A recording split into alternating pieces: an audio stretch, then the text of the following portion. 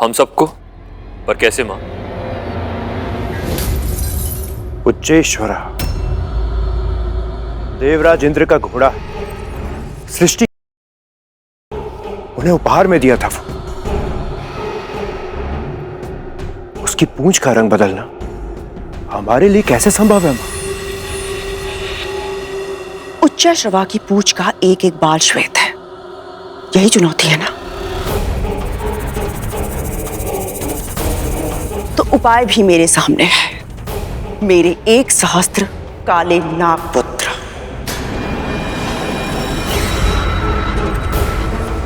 कल सुबह होने से पहले तुम सब जाकर उच्चैश्रवा की पूंछ से लिपट जाना। दूर से देखने पर किसी को भी भ्रम हो जाएगा कि उसकी पूंछ काले रंग की है।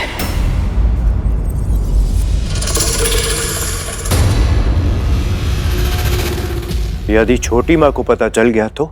उसके पहले ही मैं उसे अपनी दासी बना लूंगी। वैसे भी विंता अपने आदर्शों की दासी है। मुख से निकले शब्दों का मान वो अवश्य रखेगी। माँ, ये कार्य तो बहुत कठिन है, हमें तो भय लग रहा है। हाँ माँ, मुझे भी ये नहीं हो पाएगा। हमारे बड़े भाई है ना माँ, उनके रहते हुए आपको हमारी क्या आवश्यकता? हमें आज्ञा दीजिए माँ।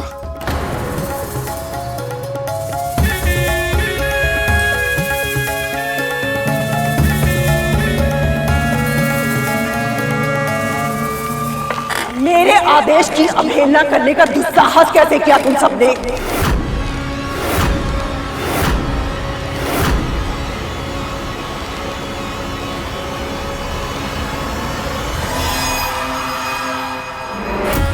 मां होने के नाते जप तप व्रत जो मुझे करना पड़ा मैंने वो सब किया ताकि मुझे सामर्थ्यवान और शक्तिशाली पुत्र प्राप्त हो। कितनी कठिनाइयों का अनुभव किया है मैंने, कितने कष्ट सहे हैं मैंने। और आज भी विंता को दासी मैं मेरे लिए नहीं बना रही हूं, तुम लोगों के लिए बना रही हूं, ताकि भविष्य में होने वाला उसका पुत्र तुम सबको कोई हानि ना पहुंचाए। और तुम लोग मेरी एक छोटी सी इच्छा पूरी नहीं करना चाहते?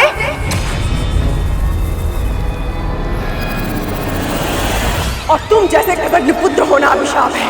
तुम्हारी इस कायरता को देखकर मेरा हृदय जल रहा है और उसी नरक की अग्नि में तुम सब जलोगे और भस्म हो जाओगे। श्राप है मेरा। उसी नरक की अग्नि में तुम सब जलोगे और भस्म हो जाओगे। श्राप है मेरा। उसी नरक की अग्नि में तुम सब जलोगे और भस्म हो जाओगे। उसी नरक की अग्नि में तुम सब जलोगे और भस्म हो जाओगे। श्राप है मेरा। द्वापर युग में 5 पांडवों में से एक, विश्व के सर्वश्रेष्ठ धनुर्धर अर्जुन के पौत्र महाराज परीक्षित भारतवर्ष के सिंहासन को संभालेंगे और उनके पुत्र चक्रवर्ती महाराज जन्मेजय सर्प यज्ञ करेंगे।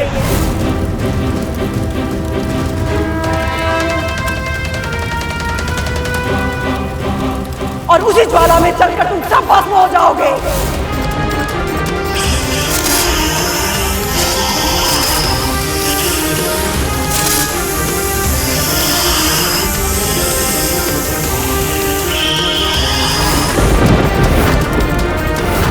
और उनके पुत्र चक्रवर्ती महाराज जन्मेजय सर्प यज्ञ करेंगे और उसी ज्वाला में चलकर तुम सब भस्म हो जाओगे। तुम सब भस्म हो जाओगे। माँ, हम आपकी अवज्ञा करना नहीं चाहते हैं। हाँ माँ, हमसे बहुत बड़ी भूल हो गई माँ। हमें क्षमा कर दीजिए माँ।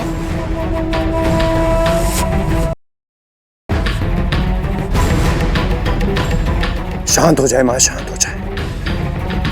आपकी आज्ञा का पालन होगा।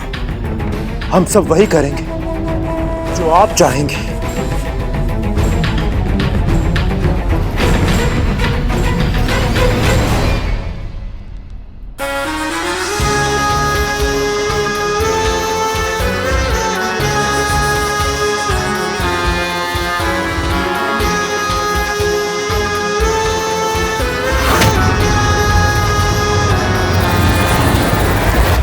और वो तो मां है, अपने ही पुत्रों को इतना भयंकर श्राप कैसे दे सकती है वो? क्या उनके हृदय में तनिक भी ममता नहीं है?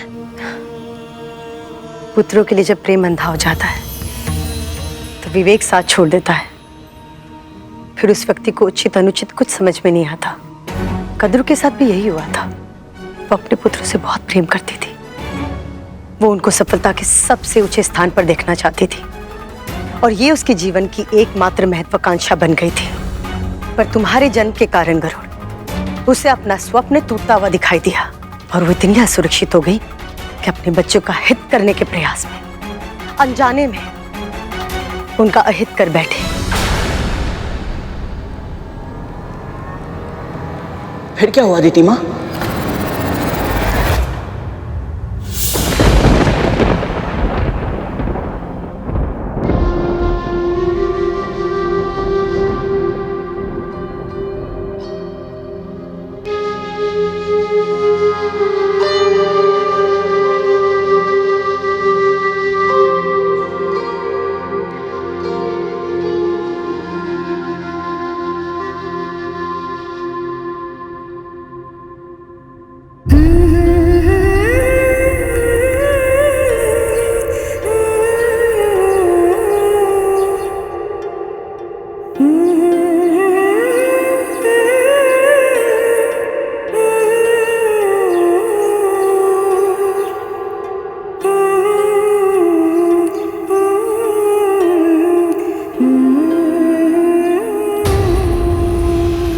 यहाँ क्या कर रही हो तुम? उच्चैश्रवा सुबह की भ्रमण के लिए आता ही होगा। चलो देखते हैं शर्त कौन हारता है, तुम या मैं।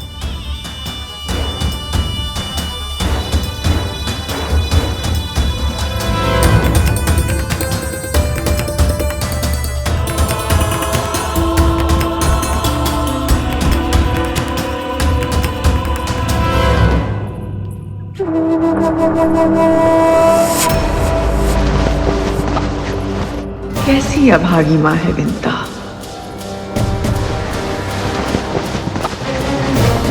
स्वयं ही रेखा मिटा दी।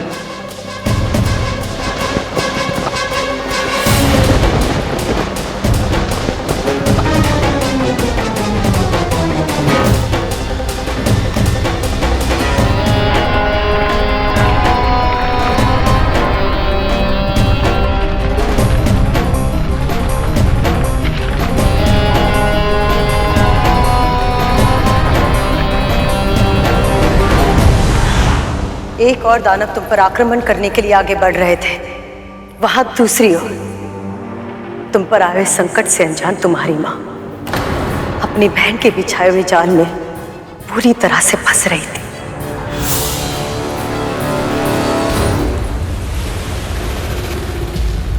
विंता, शर्त का स्मरण तो है ना? ये भी कोई पूछने वाली बात है दीदी? जो हारेगा उसे दूसरे की कोई एक बात माननी पड़ेगी। हारने के बाद कहीं दंड स्वीकार करने से मना तो नहीं कर दोगी? आप तो ऐसे कह रही हैं जैसे आप अपनी बहन को जानती नहीं। बातों में मत उलझो, वचन दो।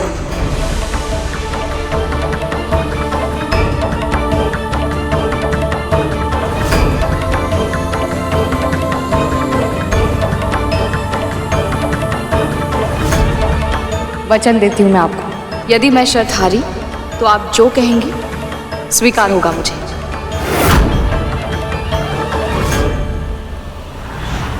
माँ को तनिक भी अंदेशा नहीं हुआ कि उन्हें धोखा दिया जा रहा है। बोलिए माँ, क्या हुआ था, मुझे बताइए। बोलिए दीदी माँ।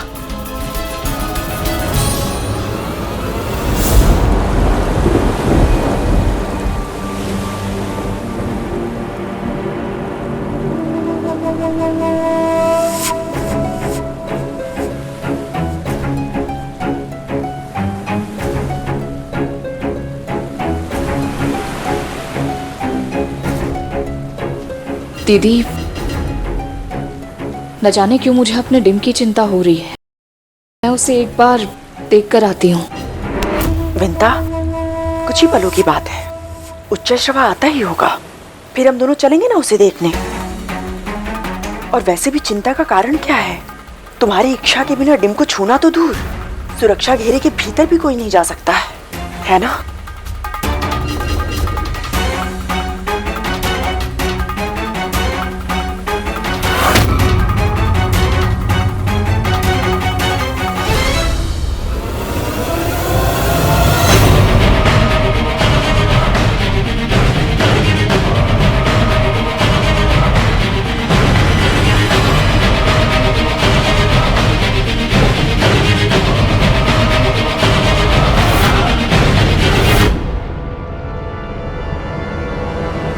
जब मृत्यु धीरे धीरे निकट आ रही हो तो कैसा लगता होगा तक्षक भैया? यदि ये जीवित रहता तो अवश्य पूछते करेगा, पर दुख की बात तो यह है कि उधर हमारी मां इसकी मां से शर्त जीत कर उनका जीवन अपनी मुट्ठी में कर लेंगे, और यहां ये जन्म लेने से पहले ही मृत्यु को प्राप्त हो जाएगा।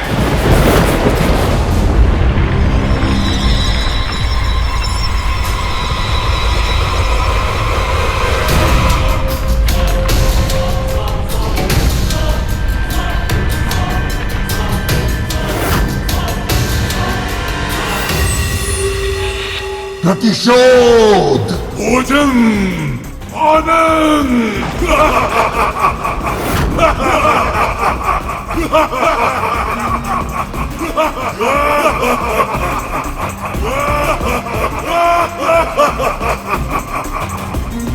बस कुछ ही क्षण और खेल समाप्त।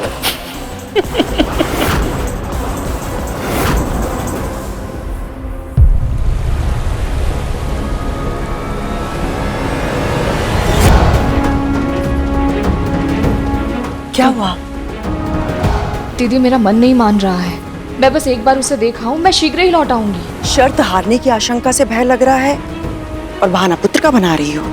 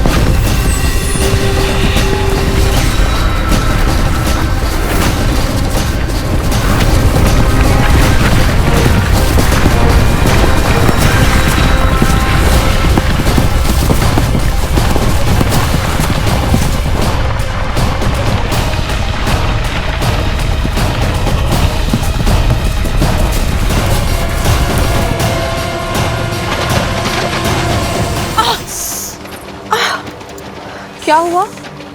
मेरा नेत्र। संभव है कि वायु के तीव्र वेग से रेत का कण चला गया है। दिखाओ मुझे।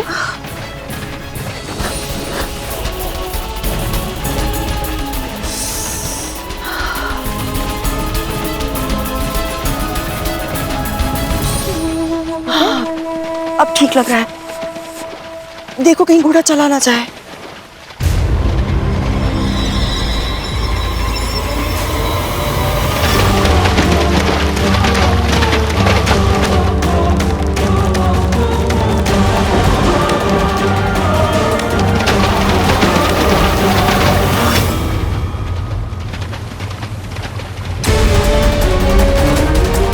असंभव। शाबाश मेरे पुत्रों। ये कैसे संभव है? कल तक तो इसकी पूंछ श्वेत रंग की थी। तो आज किस रंग की है? आज काले रंग का, पर इसका अर्थ क्या हुआ?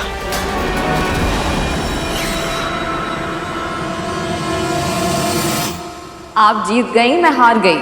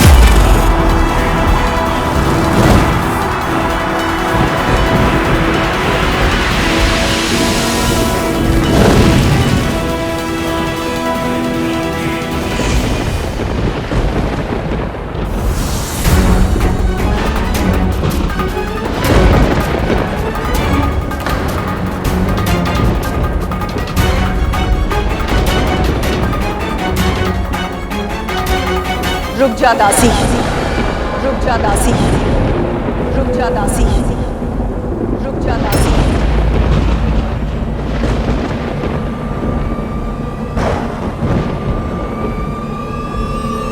क्या पुकारा आपने? वही जो अब तू है।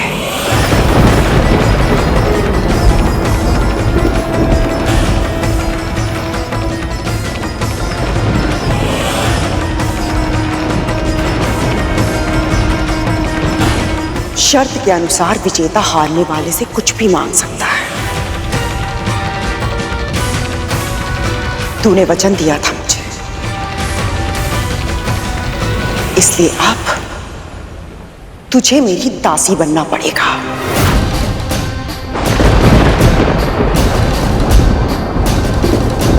जीवन भर के लिए तुझे मेरी दासी बनना पड़ेगा। जीवन भर के लिए तुझे मेरी दासी बनना पड़ेगा। जीवन भर के लिए तुझे मेरी दासी बनना पड़ेगा। जीवन भर के लिए तुझे मेरी दासी बनना पड़ेगा। जीवन भर के लिए।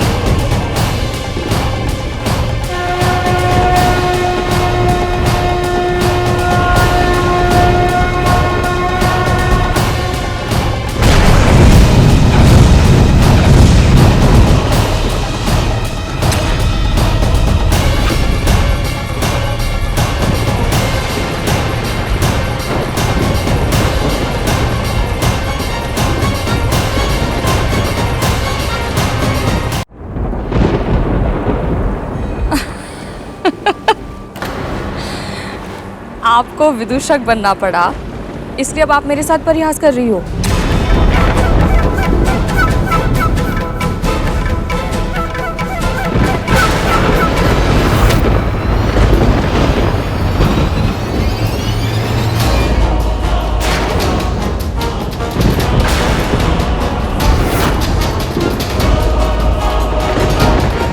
दीदी, ये सब क्या है?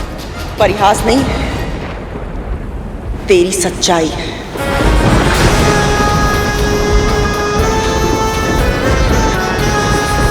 जब तक तू मन से, वचन से, कर्म से मेरी दास्ता स्वीकार नहीं करती, तब तक तू यहां से एक पग भी नहीं हिला सकती।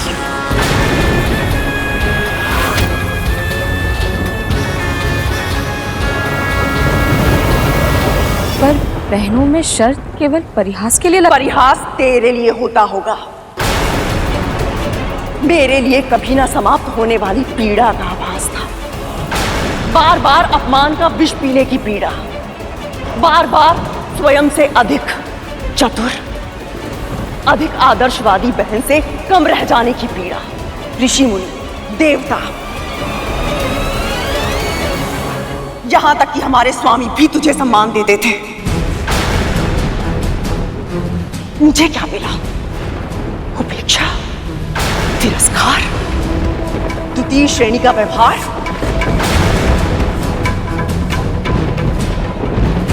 जीवन भर तुझसे पराजित होती रही, किंतु आज एक ही बार में तेरा जीवन जीतूंगी मैं। यदि मुझे पता होता मेरी जीत से आपको इतना कष्ट होगा, तो वो सारी शर्तें मैं जानबूझकर हार जाती। आदर्श बहन होने का ढोंग मत कर मेरे सामने। घुटनों के बल बैठ और मेरी दास्तां स्वीकार कर। मेरी दास्तां स्वीकार कर। मेरी दास्तां स्वीकार कर। मेरी दास्तां स्वीकार कर।